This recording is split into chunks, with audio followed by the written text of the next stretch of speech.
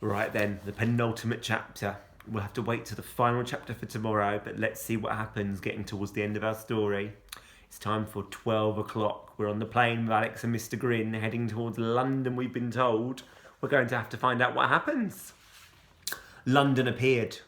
Suddenly the clouds rolled back and the midday sun brought the whole city shining into view. There was Battersea Power Station, standing proud of its 4 great chimneys still intact, even though much of its roof had long ago been eaten away. I used to live not far from there. Behind it, Battersea Park appeared as a square of dense green bushes and trees that were making a last stand, fighting back the urban spread. Been there. In the far distance, the Millennium Wheel perched like a fabulous silver coin, balancing effortlessly on its rim. And all around it, London crouched. Gas towers and apartment blocks, endless rows of shops and houses, roads, railways and bridges stretching away on both sides, separated only by the bright silver crack in the landscape that was the River Thames. Alex saw all this with a clenched stomach, looking out through the open door of the aircraft. He'd had 50 minutes to think about what he had to do. 50 minutes while the plane droned over Cornwall and Devon, then Somerset and the Salisbury Plains before reaching the North Downs and flying on towards Windsor and London. When he had got into the plane, Alex had intended to use its radio to call the police, or anyone else might be listening, but seeing Mr. Grin at the controls had changed all that. He remembered how fast the man had been both outside his bedroom and throwing the knife when Alex was handcuffed to the chair. He knew he was safe enough in the cargo area with Mr. Grin strapped into the pilot's seat at the front of the plane, but he didn't dare get any closer. Even with the gun, it would be too dangerous. He had thought of forcing Mr. Grin to land the plane at Heathrow. The radio had started squawking the moment it entered London airspace, and only stopped when Mr. Grin turned it off. But that would never have worked. By the time they'd reached the airport, touched down and coasted to a halt, it would have been far too late. And then, sitting hunched up in the cargo area, Alex did recognise the 2 bundles lying on the floor next to him. They had told him exactly what he had to do. "Ugh," Mr. Green said. He twisted round in his seat, and for the last time Alex saw the hideous smile that the circus knife had torn through his cheeks. "Thanks for the ride," Alex said, and jumped out of the door. The bundles were parachutes. Alex had checked them out and strapped them onto his back when they were still over Reading. He was glad that he'd spent a day on parachute training with the SAS, although this flight had been even worse than the one he'd endured over the Welsh valleys. This time there was no static line. There was no one to reassure him that his parachute was properly packed. If he could have thought of any other way to reach the Science Museum in the 7 minutes he had left, he would have taken it. There was no other way. He knew that. So he had jumped. Once he was over the threshold, it wasn't so bad. There was a moment of dizzying confusion as the wind hit him once again. He closed his eyes and forced himself to count to 3. Pull too early and the parachute might snag on the plane's tail.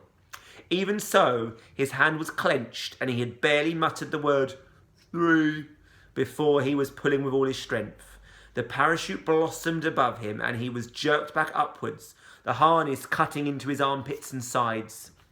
They had been flying at 4,000 feet when Alex opened his eyes. He was surprised by the sense of calm. He was dangling in the air underneath a comforting canopy of white silk. He felt as if he wasn't moving at all. Now that he had left the plane, the city seemed even more distant and unreal. It was just him, the sky, and London. He was almost enjoying himself. And then he heard the plane coming back. It was already a couple of kilometres away, but even as he watched, he saw it bank steeply to the right, making a sharp turn. The engines rose and it levelled out. It was heading straight towards him. Mr. Grin wasn't going to let him get away so easily. As the plane drew closer and closer, he could almost see the man's never-ending smile behind the window of the cockpit.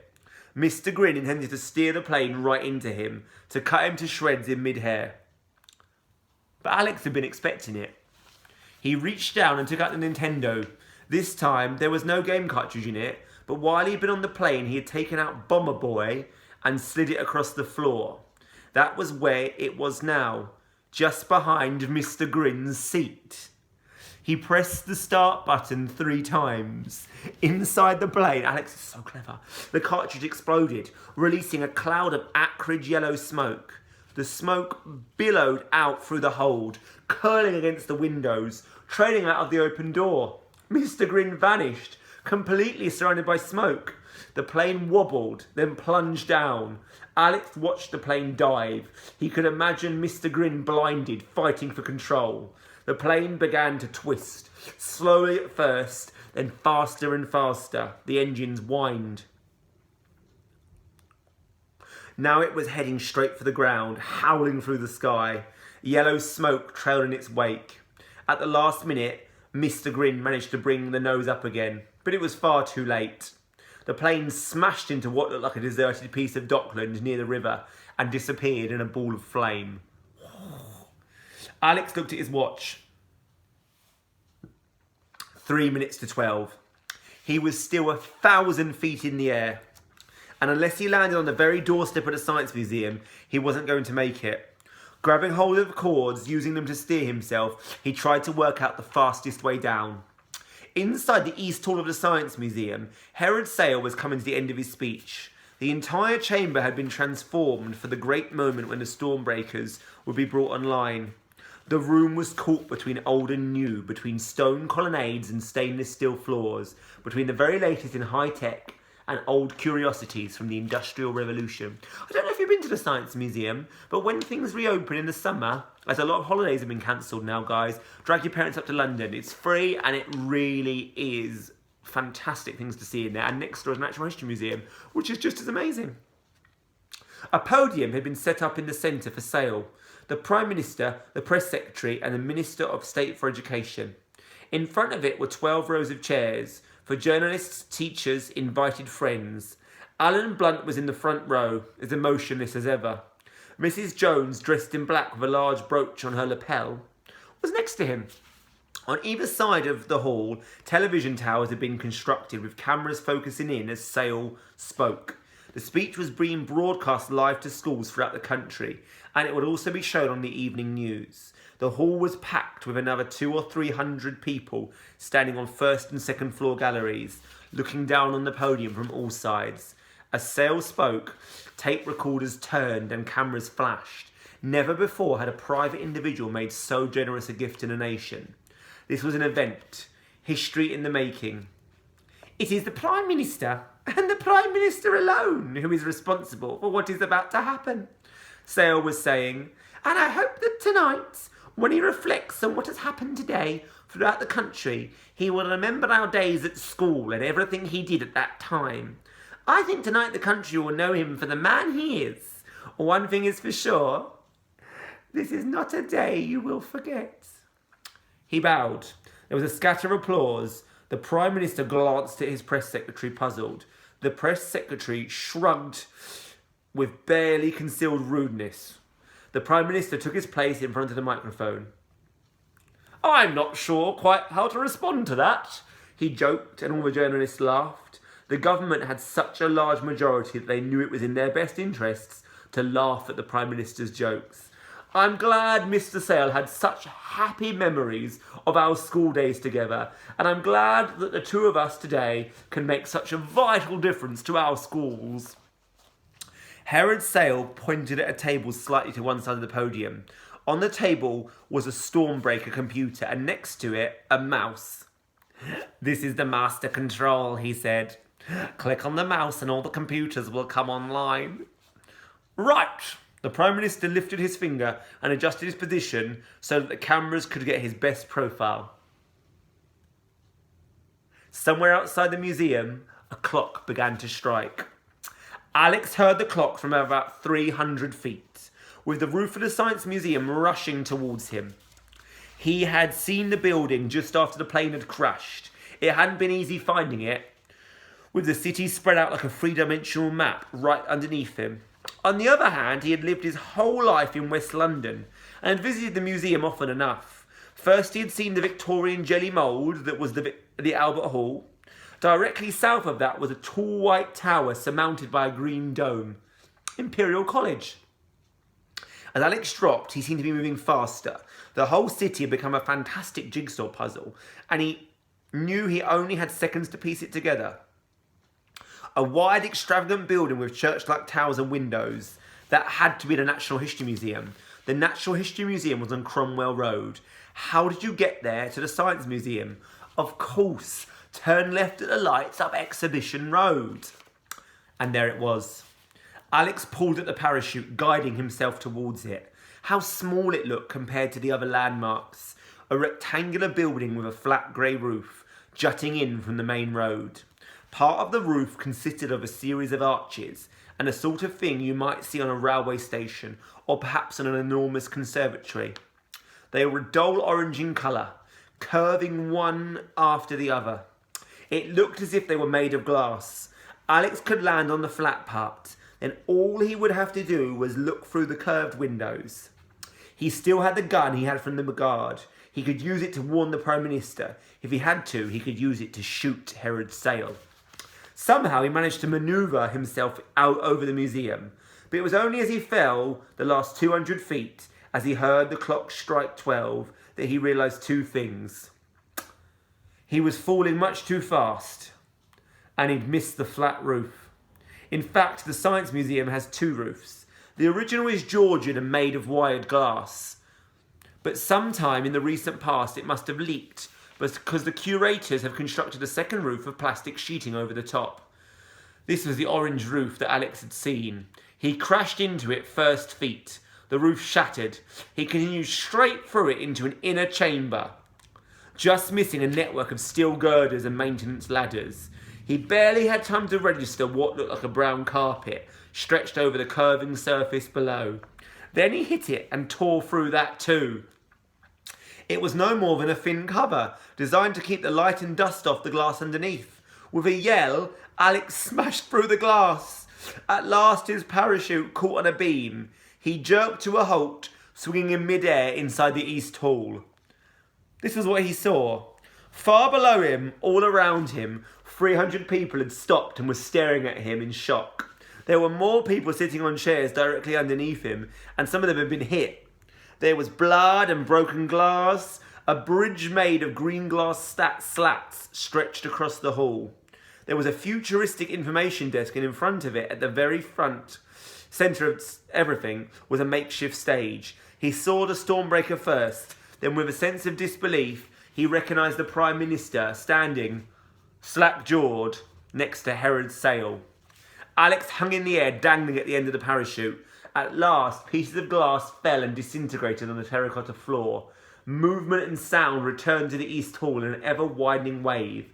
The security men were the first to react. Anonymous and invisible when they needed to be, they were suddenly everywhere, appearing from behind colonnades, from underneath the television towers, running across the green bridge, guns in hand that had been empty a second before.